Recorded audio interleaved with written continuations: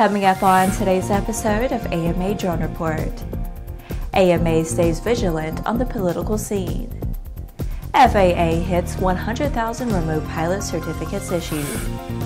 And FAA clarifies position on federal versus local drone authority.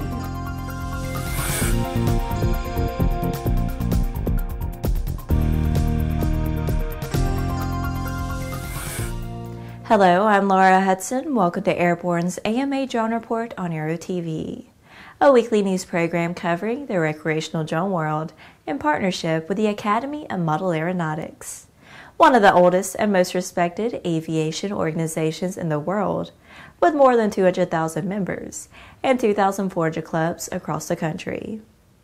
As the U.S. Senate focuses on FAA reauthorization legislation, members of the AMA Government Affairs team have met with senators and their staff in recent months to share the importance of the special rule for model aircraft.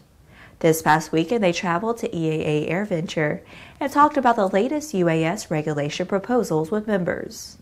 While there, they had the opportunity to meet with Senator Jim Inhofe and discuss model aviation and paths to preserve the hobby as the nation moves forward with UAS integration. Senator Inhofe is a senior senator from Oklahoma and a ranking majority member. A longtime supporter of community-based safety programming for model aircraft operators, his assistance was instrumental when Congress passed Section 336 in the FAA Modernization and Reform Act of 2012. AMA thanks Senator Inhofe for speaking with them and for his continued support of model aviation, all while seeking to protect hobbyists in future legislation. The U.S. House of Representatives passed this version of the FAA reauthorization last April. In the coming weeks, AMA expects the Senate bill, which includes Section 336, to be brought to the floor for vote. Once passed, it and the House bill will be sent to a joint committee to determine the final version of the legislation. Cross your fingers that this gets done soon. In the next Drone Minute, let's take a brief look at a few of the shorter stories that are making the rounds of the small UAS and hobby drone communities. A Scottish mountaineer who had climbed solo to the 26,401-foot summit of Broad Peak in the Himalayas was rescued with the assistance of a drone after he fell while descending the mountain. Rick Allen was knocked unconscious by a fall, suffering cuts and frostbite.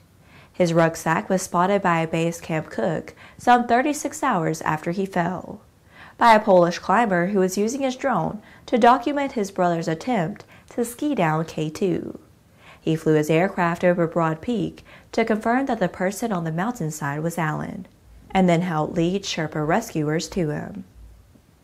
During the latter part of last week's Airventure fly-in, drone enthusiasts looking to start their own business and seeking insider knowledge of how industry is using small UAS to inspect and protect were invited to two presentations by Embry-Riddle Aeronautical University. Topics included starting a small UAS business, which examined how to enter and ultimately succeed in the competitive market of unmanned systems. The second presentation, Industrial Inspection with Small UAS, delved into the use of unmanned aircraft, sensors, and software. The Aero-News staff, nearly 30 people in all, survived another Airventure fly-in, the 46th for A&M boss Jim Campbell. While covering a number of drone-related topics and stories, A&M and our AMA partners checked in with Senator Jim Inhofe and Acting Administrator Dan Elwell. And we'll have reports and interview outtakes shortly. Don't miss them. King Schools also announced their new low-altitude airspace notification capability course as a service to the drone community. The free course will be offered in all FIRC lessons as a part of the $59 drone pilot training course. Martha King said that the FAA's route of teaching LAANC is confusing and difficult for students, as well as time-consuming. King's preferred method is to certify it, clarify it, make it fun, and make it free. That was our Drone Minute. Now back to the rest of the news. The FAA has reported that more than 100,000 enthusiasts have obtained a remote pilot certificate to fly a drone for commercial and recreational use, since the FAA's small drone rule went into effect on August 29, 2016. Under Part 107, the person actually flying a UAS must have a remote pilot certificate or be directly supervised by someone with such a certificate. The majority of drone pilots get certified by studying online materials and then passing an initial aeronautical knowledge test at an FAA-approved knowledge testing center. You should have no trouble if you study. The exam success rate is 92%. If you already have a Part 61 pilot certificate and have completed a flight review in the previous 24 months, you have the option to take a small UAS online training course provided by the FAA to obtain your certificate. It's important to remember that a remote pilot certificate is valid for 2 years from the date of the issue.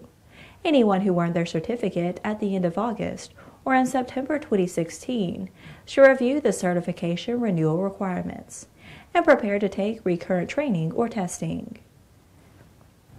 The FAA has released a statement concerning its stance on the ability of local governments to pass drone regulations in their jurisdictions.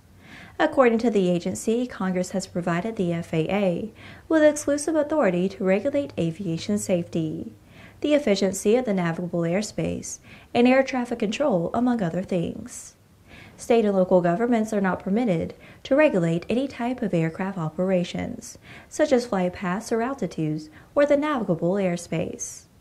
However, these powers are not the same as regulation of aircraft landing sites, which involves local control of land and zoning. Laws traditionally related to state and local police power, including land use, zoning, privacy, and law enforcement operations, generally are not subject to federal regulation. Cities and municipalities are not permitted to have their own rules or regulations governing the operation of aircraft. However, as indicated, they may generally determine the location of aircraft landing sites through their land use powers. The DOT Integration Pilot Program will provide the FAA with insight on how best to involve local jurisdictions and the integration of UAS into the airspace in a way that also alleviates their concerns.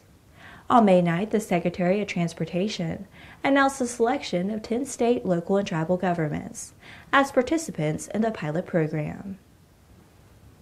Well, that's our program for this week. Airborne's AMA Drone Report is presented weekly in cooperation with the Academy of Model Aeronautics. And in addition to this program, our daily Airborne Unlimited episodes covering the entire aviation and aerospace world are streamed on Monday, Wednesday, and Friday, with additional breaking news bulletins for important stories that fall outside of our normal deadlines. If you're watching us on YouTube, please subscribe and do check us out on Facebook and Twitter. Get comprehensive, real-time, 24/7 coverage of the latest aviation and aerospace stories anytime at aero-news.net. And more information on the exciting hobby drone world at modelaircraft.org. We'll see you next week.